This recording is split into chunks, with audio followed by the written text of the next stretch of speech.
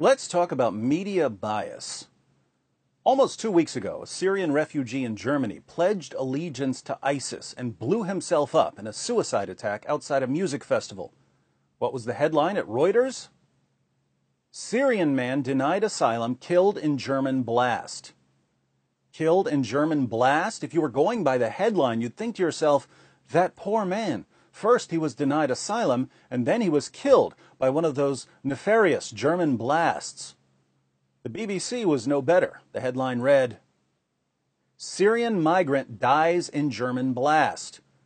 Better steer clear of those German blasts. Let's compare these headlines, which go out of their way to avoid associating any sort of violence with Muslims, with an MSN headline for an article in The Guardian. Muslim refugees forced to convert?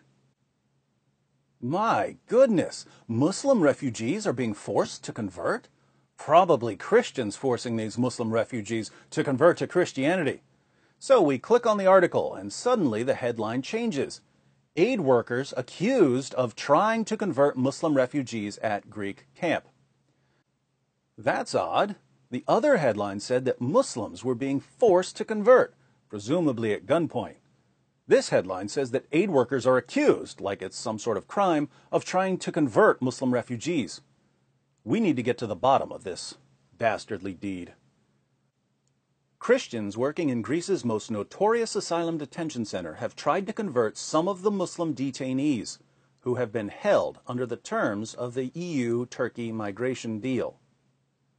On at least 2 occasions in recent months, aid workers have distributed conversion forms inside copies of Arabic versions of the St. John's Gospel to people held at Moria detention camp on Lesbos.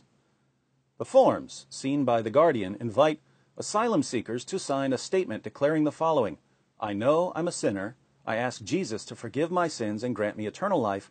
My desire is to love and obey his word. Wait.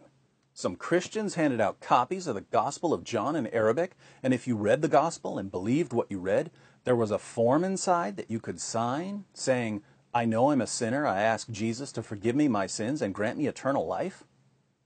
That's what MSN.com considers forcing Muslims to convert? By the way, I've passed out the exact same translation of the Gospel of John. That's what we were passing out when this happened in Dearborn, Michigan.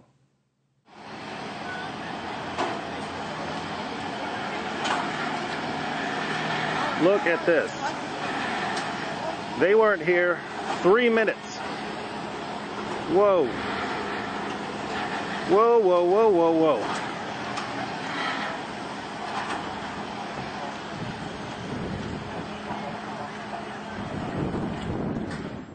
Surely there must be more to this story. Muslim asylum seekers who received the booklet said they found the aid workers' intervention insensitive. It's a big problem because a lot of the people are Muslim and they have a problem with changing their religion, said Muhammad, a detainee from Damascus. They were trying this during Ramadan, the holiest Muslim month. A second Syrian, Ahmed, said, We like all religions, but if you are a Christian and I give you a Quran, how would you feel? Let me get this straight. These guys fled Syria because jihadis are blowing them up. They want to come to the West for a better life, and they're complaining because someone handed them a copy of the Gospel of John? One of them asks, if you're a Christian and I give you a Quran, how would you feel? I have several copies of the Quran that were given to me by Muslims. The first copy of the Quran I ever had was given to me by a Muslim. If you believe in the Quran, and you believe in Surah 16, verse 125, which commands you to invite everyone to Islam, why wouldn't you give me a copy of the Quran? Wouldn't this situation with the Christian aid workers be an excellent opportunity to explain to the arriving Muslims that things are different here in the West, that Christians are free to tell them about Christianity, and that Muslims are free to tell Christians about Islam? Seems like the perfect time to talk about freedom of religion in the West. But let's see what happens. Detainees alleged that the forms were distributed by at least 2 representatives. 2 representatives? 2 representatives of Euro Relief, a Greek charity that became the largest aid group active in Moria after other aid organizations pulled out in protest against the EU-Turkey deal. The camp is overseen by the Greek Migration Ministry, but aid groups perform most of the day-to-day management. So, 2 Christians handed copies of the Gospel of John to Muslims on 2 occasions, and this is international news, with headlines claiming that Christians are forcing Muslims to convert.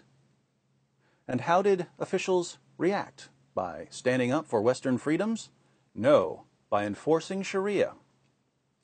Eurorelief said it disapproved of the distribution of conversion materials, but added it could not rule out the possibility that individual aid workers had distributed the booklets themselves. Eurorelief's director, Stefanos Samiotakis, said, "I've already taken action so that our volunteers know very well that they should not distribute any kind of literature. Our code of conduct says clearly that this is something they simply cannot do, and if somebody does, we are going as an organization to take disciplinary actions." Well, good thing Eurorelief is cracking down on volunteers who are volunteering their time to help Muslim refugees. How dare these Christians think that these Muslims, who come from an area where Muslims are blowing each other up like it's a sport, might want to start examining alternatives to Islam? How dare they give out free copies of the Gospel of John, which Muslims are free to reject if they don't want to read them? How dare these Christians treat Muslims like they're human beings capable of independent thought? Haven't these Christians read the guidelines affirmed by politicians and the media, declaring that Muslims are subhuman animals who can't learn anything beyond what their leaders have brainwashed them to believe, and that they should never be given the chance to think for themselves? Thank you, MSN, for reporting these forced conversions, and for showing the world your true contempt for both Christians and Muslims.